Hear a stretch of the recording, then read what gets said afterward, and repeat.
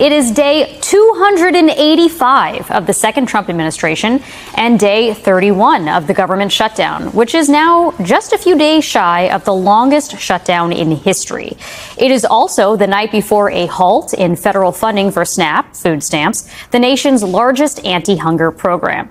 This week, several states sued the Agriculture Department to keep that money flowing. And earlier today, a federal judge in Rhode Island ordered the administration to continue paying for SNAP out of a contingency fund, while a Massachusetts court gave the government until Monday to indicate whether they would provide full or partial benefits. Tonight, President Trump responded on his social media platform, saying that he would be honored to fund food stamps if the court gives him clarification on how to legally do so. He also acknowledged that assistance may still be delayed. But that's not the only critical program hanging in the balance right now. Tomorrow, funding ends for Head Start locations serving 65,000 children nationwide. We will get into the devastating consequences of all of that in just a minute.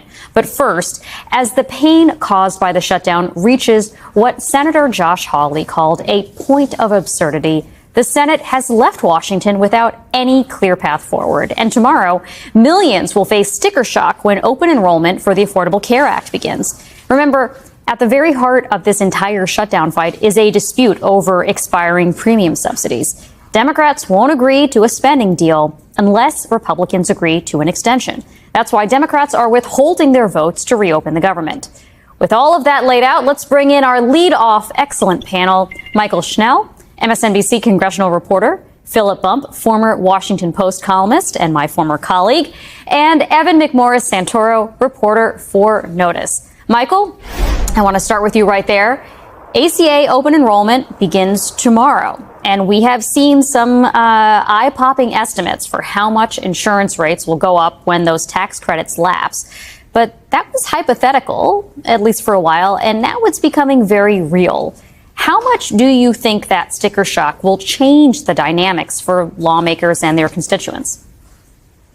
Democrats, Catherine, are certainly hoping that will be the game changer. Republicans are sort of brushing off the concerns. Look, it's hard to understate how significant tomorrow is. It's November 1st. It's the day we've been talking about throughout this entire shutdown. As you mentioned, open enrollment for Obamacare enrollees begins tomorrow. And because those premium tax credits have not yet been extended, folks are going to see much higher premiums. Those subsidies not in place right now for the next year. So they're going to see higher prices. Now, what Democrats fear is that some of those Obamacare recipients will elect to not get health care because the money is too high. And now that was always what we were talking about when it came to November 1st. But now the second thing that we have added to that is the USDA has said that SNAP benefits will not be able to go out tomorrow. Now, I understand this is wrapped up in the courts and there was that ruling in Rhode Island, but still, the Trump administration has said it plans to ask the judge for legal avenues to dispatch that money. So it's not completely a done deal yet. They don't exactly know how they're going to go about that. So tomorrow is still going to be a flashpoint in this shutdown. Now, whether it moves the needle is, of course, the million-dollar question.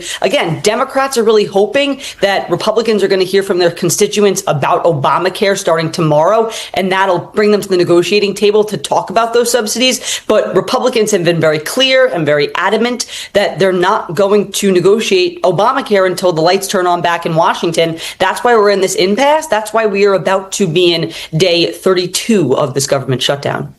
So, Evan, as you just heard Michael talk about, Republicans seem to be hoping that this sticker shock does not take hold, that Democrats don't have the upper hand.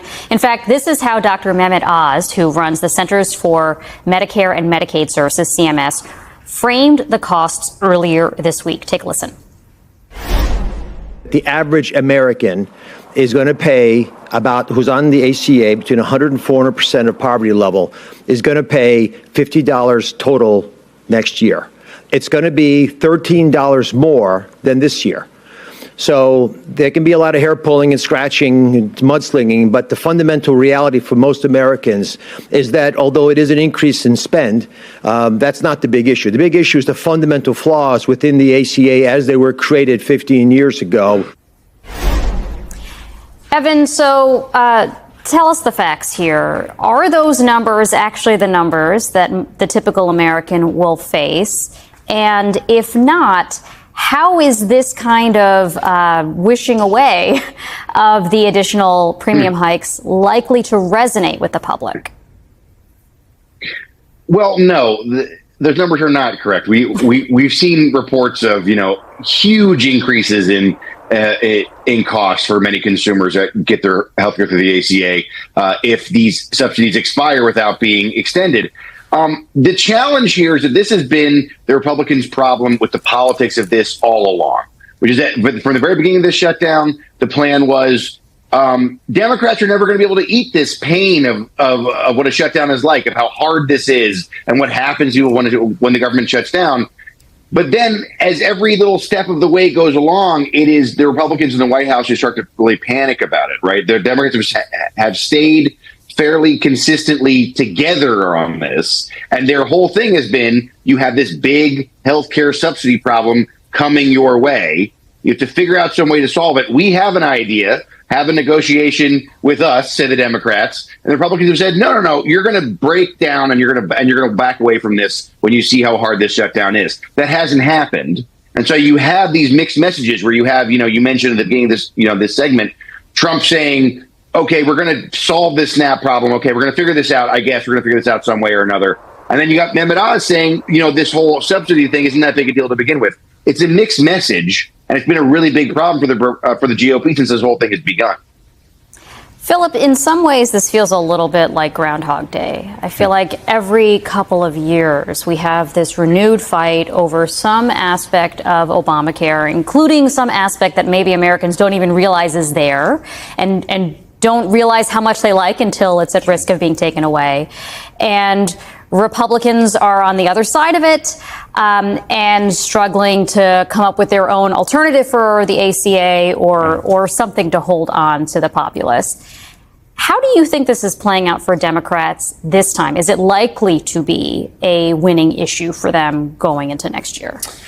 So you're right. I mean, when Donald Trump was first president back in 2017, and there was a real focus on repealing the ACA, repealing Obamacare, we saw the numbers for it really start to surge. And it's held fairly constant since. Obamacare is a relatively popular program, especially in the context of federal programs, which aren't always terribly popular.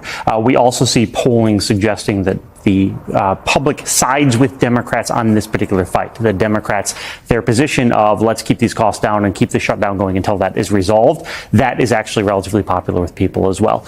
I think what's fascinating about this moment, and Evan was just speaking about the challenges the Republicans are having, one of the central challenges is that Donald Trump himself has no message on this, right? In part because he doesn't really care that much. He's much more interested in his renovations that he's doing at the White House and so on and so forth. In part because he's always had the same message, which is, we're going to replace it with something great. And it's been 10 years. And we're all cognizant of the fact he has nothing great in his pocket. It's still 2 weeks away. Yeah, of course. But I think there's something fascinating about this particular moment. It is that, we used to talk about, or I used to use the analogy that I stole from the great writer Julian Sanchez, when we were talking about the imposition of tariffs, that we had run off the cliff. We're like Wile E. Coyote, we'd run off the cliff, and we weren't yet aware that we were not standing on solid ground. And the question was how far we're going to drop. This is happening much faster, right? The shutdown is a month old, and this is a moment in which we're running off the cliff. And all of a sudden, gravity is going to start tugging on us as of midnight, right? And we are going to find out what that drop looks like. And that's going to be a pain point for the president he hasn't seen yet. And I really think it's worth highlighting the fact that Donald Trump is here saying, hey, man, I don't know. The courts are saying I can't do it. Are you joking? This is a guy who's blowing up random people in the middle of the Caribbean, right? This is obviously something he doesn't want to do. He thinks that people who are going to suffer are not going to be the people who are his base, which he's wrong about based on the numbers. And I think we're going to find out very quickly, once this pain starts to affect people, that he does not have a tenable position in that regard.